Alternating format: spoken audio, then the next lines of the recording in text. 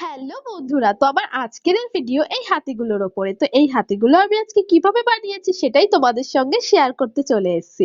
তো প্রথমেই আমি মাটি দিয়ে একটা ডিমের মতো আকৃতির বল বানিয়ে নেব।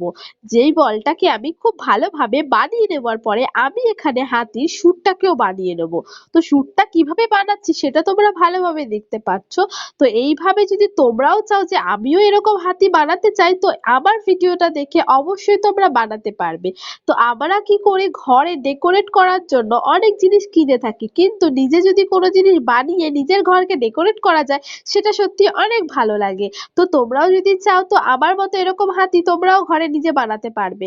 তো আমার ভিডিওগুলো অবশ্যই দেখতে থাকো, আর আজকে আমার বানানো হাতি দেখে তোমরা কে কে হাতি বানিয়েছো সেটা আমাকে কমেন্টে অবশ্যই জানিও। তো চলো ফাইনালি দেখে নেওয়া যাক আজকে বানানো হাতিগুলো তোমাদের কেমন লাগছে।